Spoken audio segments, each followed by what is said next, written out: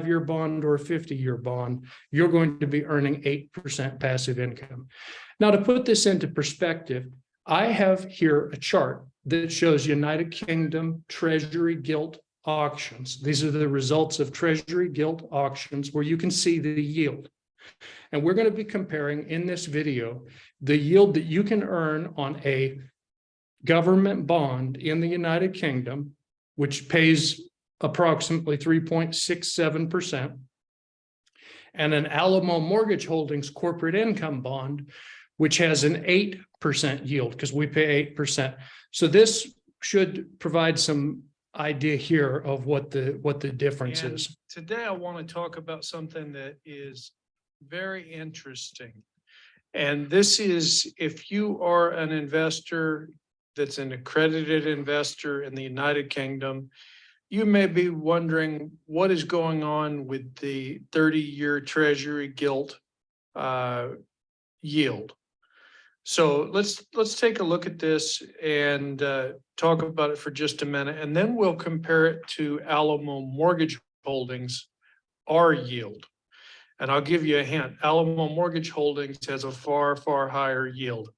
So if we were to go back to, say, the year 1980, the highest that we have here is around 1981.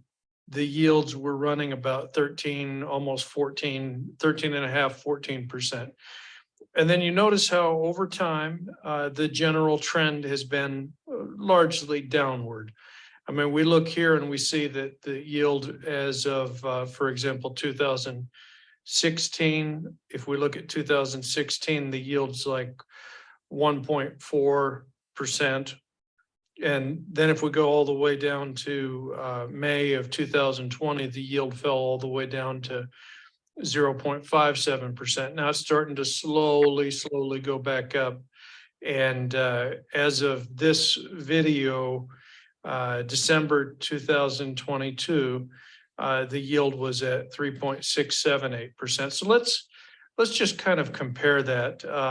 Let's imagine that you buy gilt, you would get a 3.68% yield if you were to purchase a 30-year gilt. But now imagine that you instead decided to purchase an Alamo Mortgage Holdings bond. How much would you make? Well, that is a great question, and I'm happy to answer it. So basically, with an Alamo Mortgage Holdings bond, you'd be getting right here at 8%. That's a tremendous improvement over what you can get on a gilt. Now, I know a lot of people are going to say, but a gilt has a zero default risk. I get it. I understand. But here's the thing, folks. You're getting such a low return on a gilt that you may want to consider if that actually makes sense to you in terms of what you're dealing with there. Because if you were to instead purchase an Alamo Mortgage Holdings corporate income bond, which is the bond of a UK company, you'd be earning right at 8% yield. And if we were to go back in time, you wouldn't have seen a yield like that for many years. You would have seen the last time gilts were giving an 8% yield was looks like it was right around let's see, when was it? 1996, so almost 30 years. So in the last 30 years, it hasn't gotten close to an 8% yield. So that's worth thinking about. If you would prefer to get an 8% yield, and you understand that it's not a government-backed guarantee. It is backed by collateral, though. It's backed by mortgages. It's something that you definitely should consider. Be happy to chat with you about what Alamo Mortgage Holdings can do for you in terms of providing passive income. And I wish you a fantastic day. Okay, fantastic. So that is the improvement that you will obtain over a gilt if you've been thinking about, well, what could I get? But here's so critical. This is, out of all the things that I'm going to show you, this is one of the ones that I think is the most important part of the presentation. Because the mistake that I see most investors make, and I'm not saying that you would make this, but I have seen many investors make this, is they get used to thinking in their own local currency. So they become adapted to thinking in pounds or thinking in euros or thinking in hryvnia or whatever they're in. Whereas it's important to compare, because if you're getting an 8% return that is in British pound sterling, or an 8% return that's in euro, or an 8% return in dollars, this can have a big impact. So I'd like you to please pay attention to this part, because I want to talk about the impact of inflation and a weakening British pound, and I think it is so important. Now, let me go through this here. If you're looking to purchase gilts, let's say you're looking around and you bumped into this video and you're looking to purchase gilts, you probably are in the situation where you want a reliable way to obtain passive income, and gilts would fit this requirement. The problem with gilts, though, is they are denominated in British pounds, and the pound has a decades-long history, a tradition of losing value against the US dollar. Another problem with purchasing gilts is that the returns they offer are lower than corporate income bonds. They're always lower. Interest on all registered gilts is payable gross without deduction of tax. Holders of gilts on the register maintained by CIS may opt to have tax deducted at source by applying to CIS.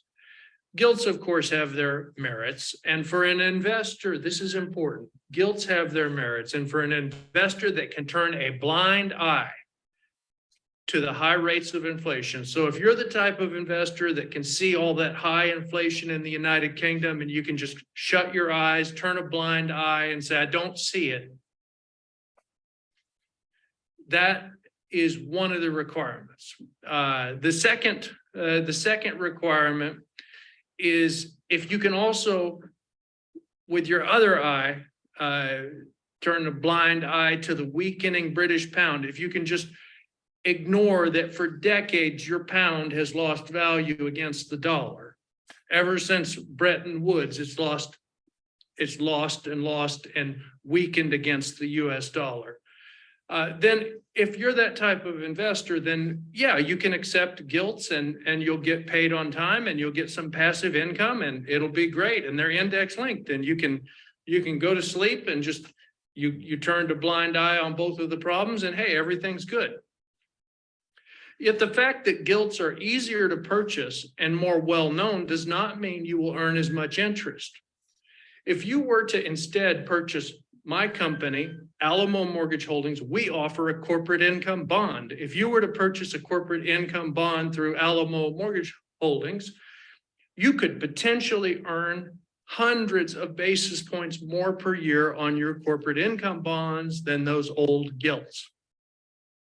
If you're interested in purchasing a bond, you can contact me directly by emailing ben.miller at alamomortgageholdings.co.uk or call me. I've got a US number, 1 for the United States, and then area code 817-203-4160. We can have a discussion about your passive income goals and also your investment goals. If after that discussion, the product seems suitable for your investment portfolio, you then can sign some paperwork that will be prepared based on the term of the bond you are looking for and some other features.